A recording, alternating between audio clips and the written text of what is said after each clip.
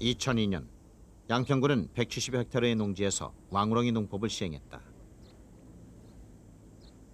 양평군뿐만 아니라 전국 다수의 지방자치단체에선 왕우렁이 농법을 권장해왔다.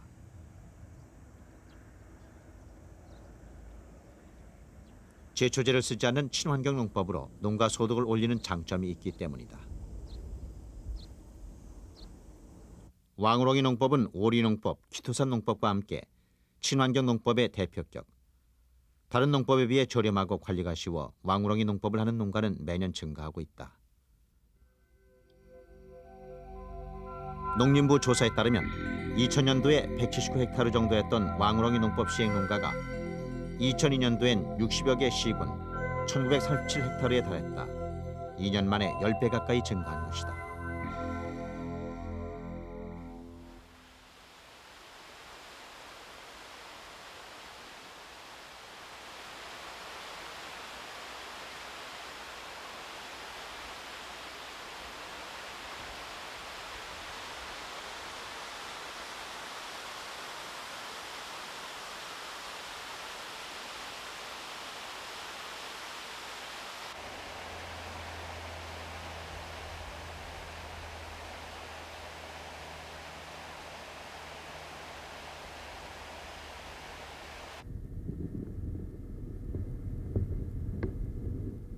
주로 논과 양식장에서나 만날 수 있었던 왕우렁이. 이런 왕우렁이는 개울이나 저수지에서도 쉽게 찾아볼 수 있다. 외래종 왕우렁이. 하지만 물속의 터줏대감인 양 토종 생물들과 함께 뒹구는 건 이젠 이들에게 자연스러운 일이다.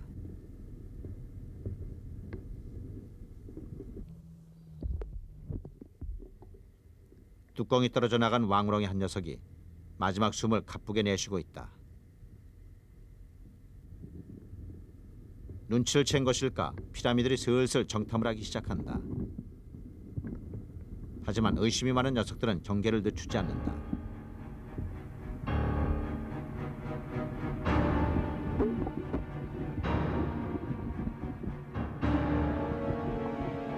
저항할 힘이 없는 것을 판단한 피라미드들이 순식간에 몰려들기 시작한다.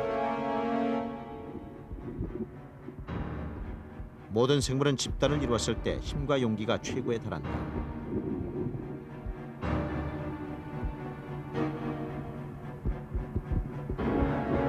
생존을 위한 공격, 그것은 생태계의 불문율이다.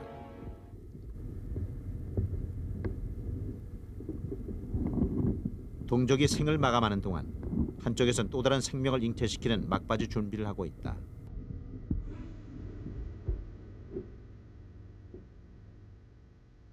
녀석들의 천성이 그러하듯 짝짓기 역시 느긋하게 이루어진다.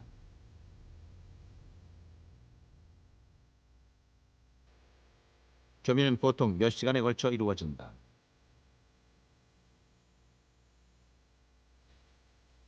왕우렁이는 암수 구분이 확실한 자웅이치법. 주로 야간에 이루어지는 왕우렁이 짝짓기는 수컷이 암컷 위에 올라가 생식기를 넣는 방식이다. 태어난 지 2달이 되면 이런 짝짓기는 모두 반박이 된다.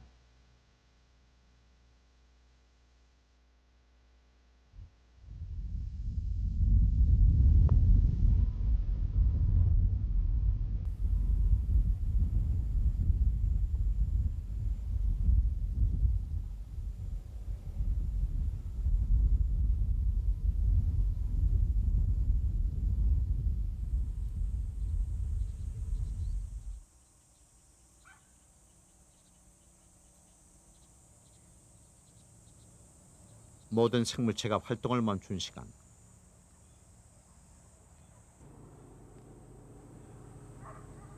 논의 적막감을 흔드는 움직임이 있다.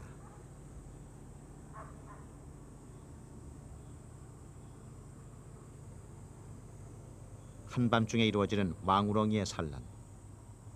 이채롭게도 자신의 생활 공간인 물을 떠나 알을 낳고 있다.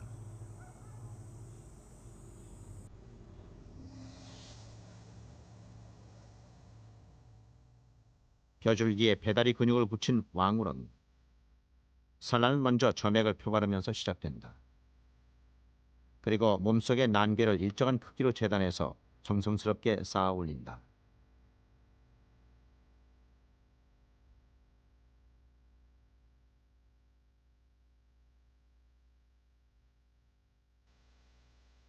태어난 지 1년 된 왕우렁이는 보통 한 달에 2번 정도 알을 낳는다. 한 번 산란할 때 최고 900개까지 알을 낳는 왕우렁이. 산란에 걸리는 시간은 길게는 4시간이 걸린다.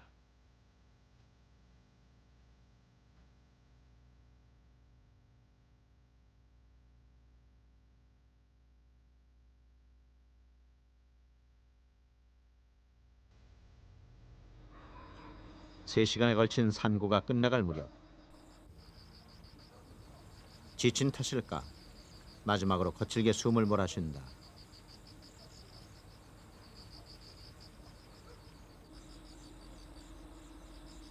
이제는 자신의 생활 터전인 물속으로 돌아갈 시간.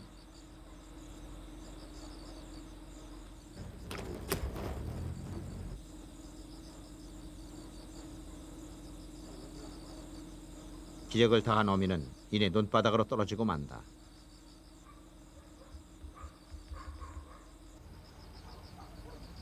이제 이 알도 부화를 해서 어미의 품으로 돌아갈 것이다.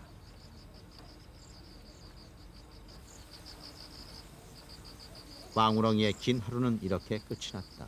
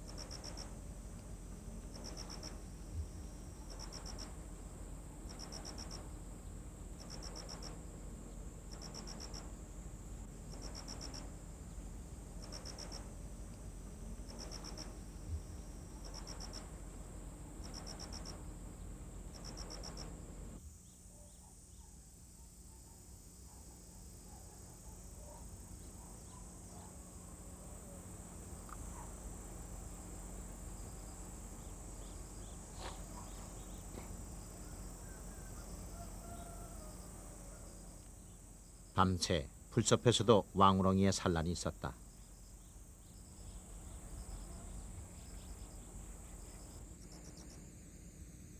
산란할 시기가 되면 본능적으로 식물의 줄기로 올라오는 왕우렁이. 물이 닿지 않는 곳이라면 거친 풀숲에서의 산란도 마다하지 않는다. 물속에서는 부화가 불가능한 것을 본능적으로 아는 왕우렁이는 되도록 물에서 멀리 떨어져서 알을 낳는다. 그런데 이들의 알은 왜 분홍색일까? 주변 환경에 비해 도드라져 보이는 분홍색 알. 이는 곧 다른 포식자의 표적이 된다는 얘기다.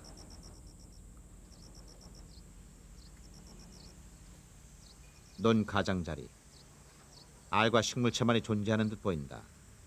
하지만 유심히 보면 무언가가 움직이고 있다.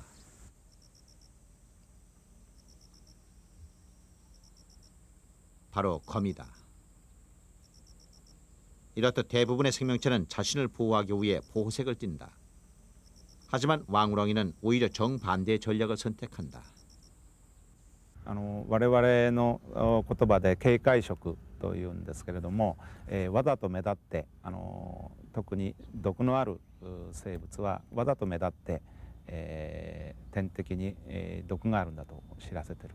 ジャンボタンシも実際、卵を舐めてみますとちょっと苦みがあってあまり鳥などが好まないもので、それを、知らせるために、わざと目立たせてるんではないかと考えています。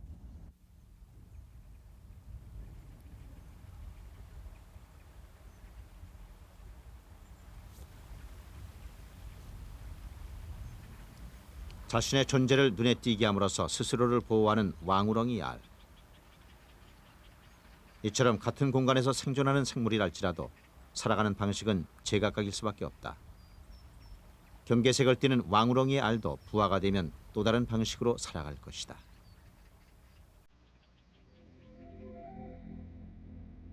왕우렁이 알은 대략 2주에 걸쳐 부화한다.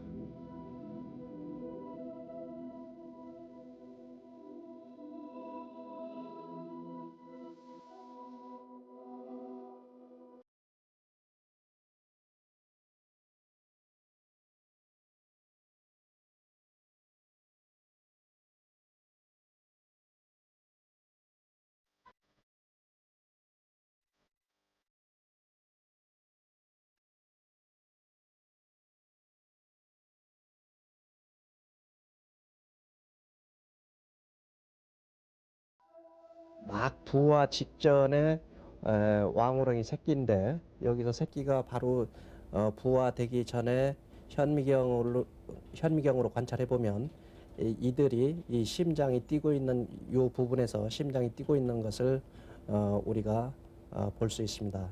전반적으로 이 우렁이 새끼들이 어떤 활동성을 가지기 시작을 한 상태입니다. 방금 부화한 왕우렁이 새끼는 성체와 마찬가지로 활동한다. 태어난 지 2달이 되면 짝짓기와 산란이 모두 가능한 왕우렁이. 이렇듯 왕우렁이는 다른 생명체에 비해 성장 주기가 빠르다.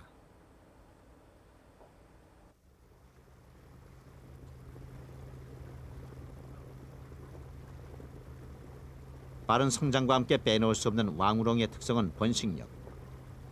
매월 1000개에서 1200개 알을 낳는 왕우렁이는 1년에 10번 정도 산란한다.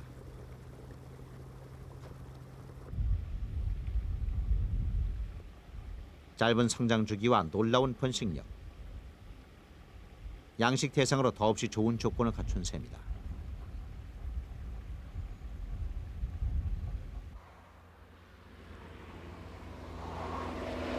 왕우렁이 농법은 보통 모내기를 한 3주 후 성체를 논에 집어넣는다. 하지만 농가에 따라 다른 방법을 사용하기도 한다. 철망 위의 알을 자연 부화시켜 논에 떨어지도록 하는 것이다.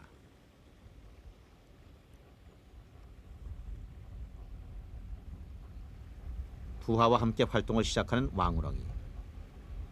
방금 부화한 왕우렁이 새끼는 어느 정도의 먹성을 보일까?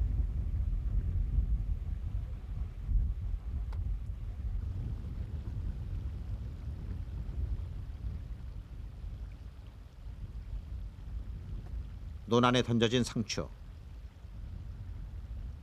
여기저기에 구멍이 난 것으로 봤을 때 녀석들의 먹성을 충분히 짐작할 수 있다.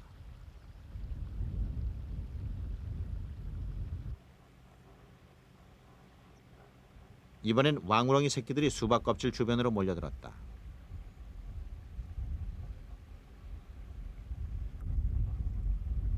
아직 배가 덜 채워졌는지 더 이상 먹을 게 없어 보이는 수박 껍질 위에 몇 마리의 새끼들이 붙어 있다.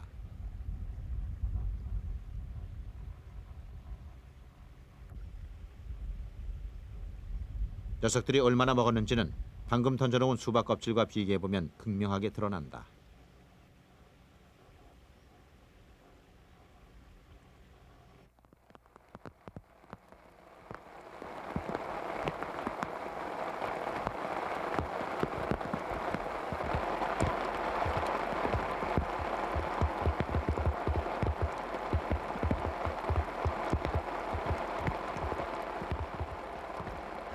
여름철 적당한 비는 농부들에게 반가운 소식이다. 하지만 3년 가뭄보다 무서운 건 석 달 장마. 우리는 2002년 8월 한반도를 관통한 태풍 루사를 기억한다.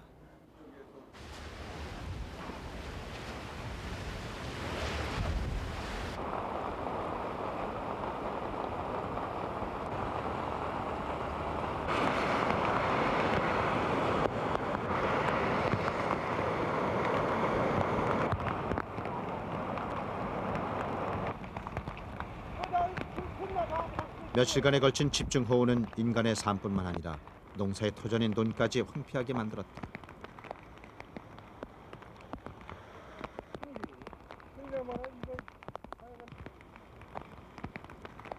인간이 감당할 수 없는 자연의 힘. 지난 여름 태풍 루사가 우리에게 던져준 교훈이었다.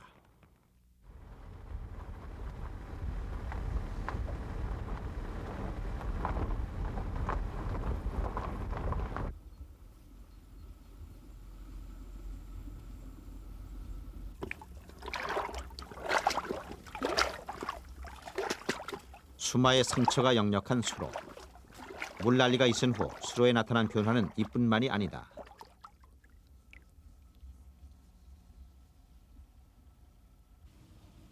수로 곳곳에 붙어있던 왕우렁이 알이 눈에 띄게 줄은 것이다. 변화는 물속도 마찬가지다. 왕우렁이도 찾아보기 힘들었다.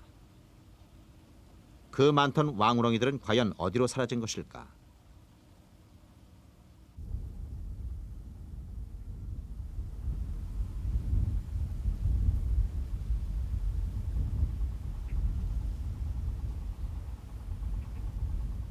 왕우렁이가 있던 논에서 500m가량 떨어진 강. 이것은 수로로 연결돼 있다.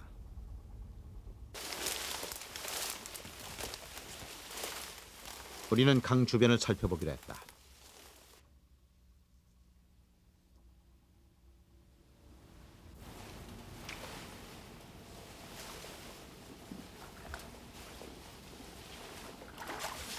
이것은 예전엔 왕우렁이가 없었던 곳이다.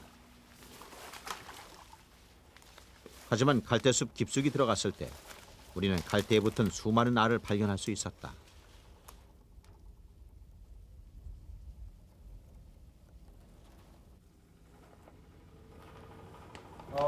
여기 있다. 집중호우로 인해 논과 수로에 있던 왕우렁이가 강으로까지 유출된 것이다.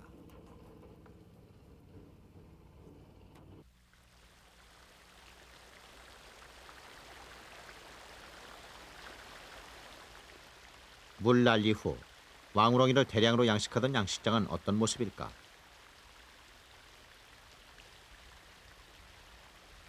왕우렁이 알의 밀도가 가장 높은 9월. 양식장 안에 왕우렁이가 상당수 증가했다. 바로 저수지로 이어지는 양식장의 배수로. 이곳에선 엄청난 수의 왕우렁이를 발견할 수 있었다.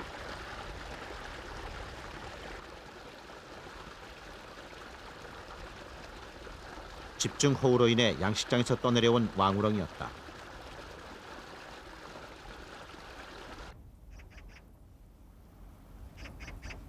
양식장에 있는 저수지 정반대편.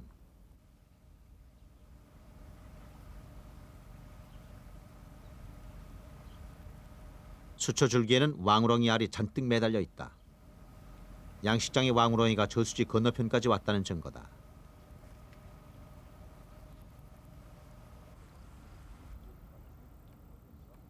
이렇듯 여름철 집중호우는 양식장을 붕괴시키고 다량의 왕우렁이들을 자연 생태계로 탈출하게 한다.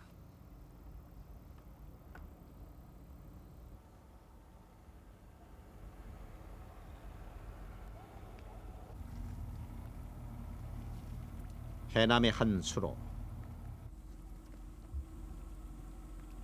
9월이 되자 수로는 온통 왕우렁이의 세상이다.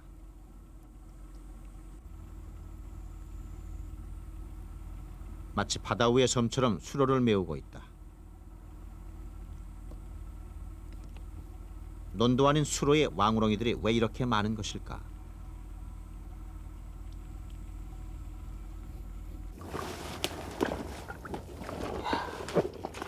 계속 이어지는 수로에는 다른 생명체는 전혀 찾아볼 수 없을 정도다. 적어도 이곳에서만은 비정상적인 변화가 일어나고 있었다. 우리도 여기서 살면서 농사지면서 그게 어떻게 돌았는지 올라왔는지 그걸 모르겠어.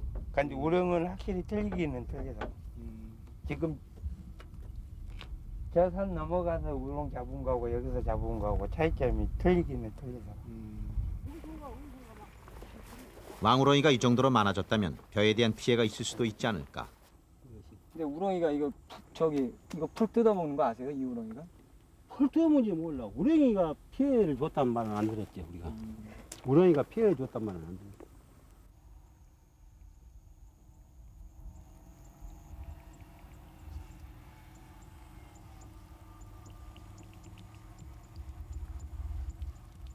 왕우렁이의 이상 증식에 대한 우리의 궁금증은 농민들을 통해서도 해결할 수 없었다. 왕우렁이로 인한 문제는 아직 발생하지 않은 것일까?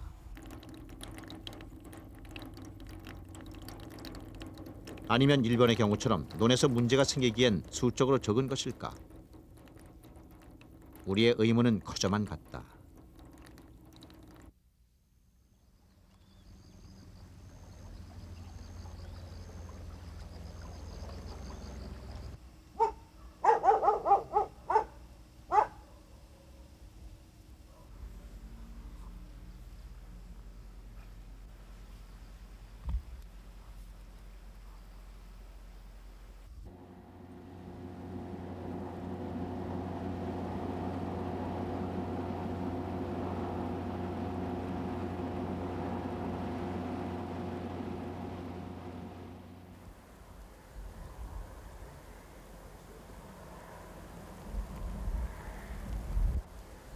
겨울은 왕우렁이들에겐 시련의 계절이다.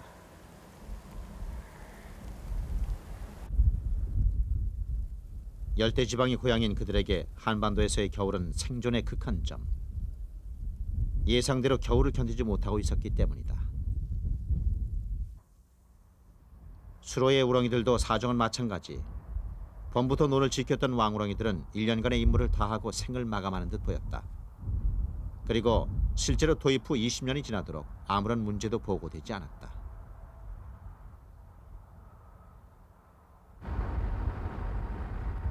(1년간의) 촬영이 끝날 무렵 제작진은 하나의 제보를 접했다. 왕우렁이로 벼 피해를 봤다는 것이다.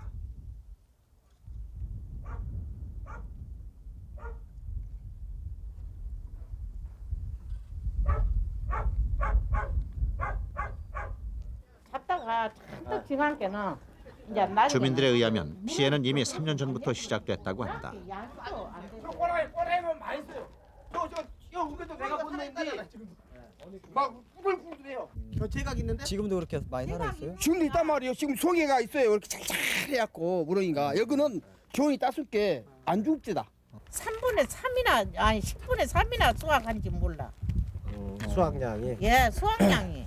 이걸 좀 피해가 어느 정도나 났다고 봐요? 한 뭐시기 하면은 한 1단보로 자 계산합시다. 예. 1단보로 계산하면은 300평 아닙니까? 예. 약 한 100평 먹어버려요. 그러니까 그렇게 달라 무서워 때가 아주. 한 30% 이상 피해가 났다는 그렇죠. 언제 제일 심하게 이종하고 이제 땅밭이 한 담급니까? 예. 그렇게 한 15일 사이지 바로. 15일 사이에 예, 10월 이내지 이내 후가 아니라. 한 예, 이제 뭐 신고 직파가 아니라 오늘 이한기로 했으니까. 국내에서 왕우렁이가 농작물에 피해를 준다는 건 짐작조차 할 수 없었던 일이다. 겨울이면 왕우렁이가 모두 죽을 거라고 판단했기 때문이다. 어떻게요? 기네. 그렇게 저런 것들을 한다.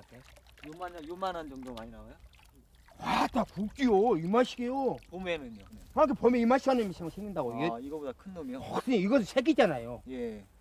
이거보다 큰 놈들이 많이 큰 놈이 많이 생겨요. 이렇게 커갖고. 봄에 왕우렁이를 발견할 수 있다는 건 왕우렁이가 월동, 즉 겨울을 넘긴다는 얘기다. 하지만 현장에선 생각만큼 왕우렁이가 많이 발견되진 않았다. 어떻게 된 것일까? 굵은 껍질밖에 없네. 이래 속에서.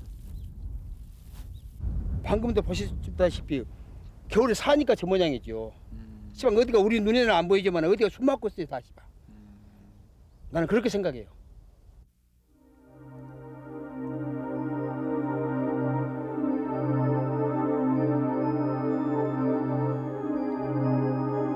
우리는 불현듯 지난 5월 왕우렁이와의 첫 만남이 떠올랐다.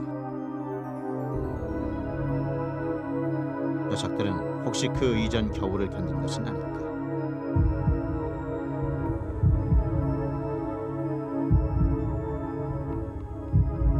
농민의 말처럼 왕우렁이가 어딘가에서 겨울을 나고 있다면 우리는 그들을 다시 만날지도